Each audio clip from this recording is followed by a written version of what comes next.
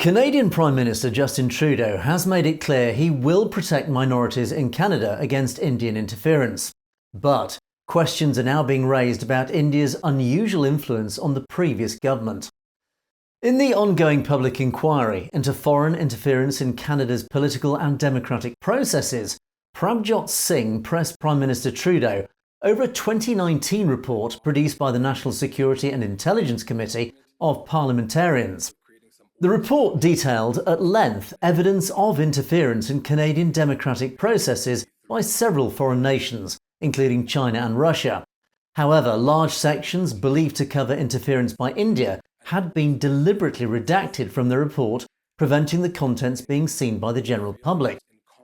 Prabjot Singh, representing a coalition of large-scale Sikh interests, suggested to Trudeau that the reason large parts of the report had been redacted was because it revealed the Canadian government had not only failed to protect Sikhs in the past, but this failure had also now encouraged India to become more aggressive in its attacks on Canadian Sikhs. Sure. I think you would agree that the lack of meaningful steps to expose and stop foreign interference activities when they first arise, including deliberate actions to redact any failures that may have been included in the NSI COP report, could play a role in India's increasingly aggressive interference and repression activities over this period.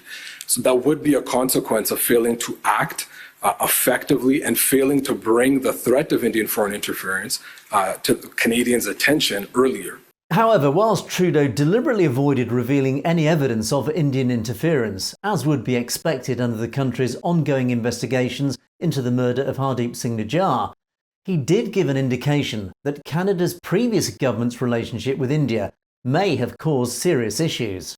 I think that's certainly a question one needs to ask of the previous Conservative government that was known for its very cozy relationship with the current Indian government, whereas our government has always stood up to defend minorities in Canada and the rights of minorities to speak out, even if it irritates their home countries overseas.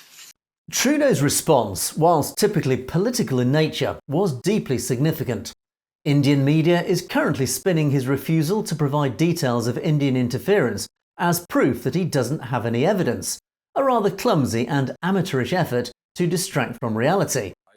But what is in fact implied by this exchange, coupled with the extensive redacted passages, is that investigations have clearly uncovered evidence of Indian interference in the past, and the government had failed to recognise and deal with it, which in turn encouraged India's increasing aggression towards the Sikh community, leading to the murder of Nijjar and other ongoing threats.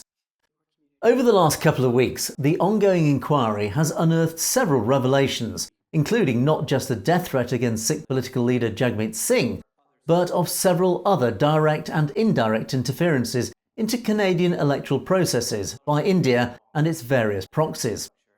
Whilst Prime Minister Trudeau treads a fine diplomatic line to avoid any direct clash with India, as things stand, Narendra Modi's government is now slowly but surely being revealed as a clear and present danger to Western democracies.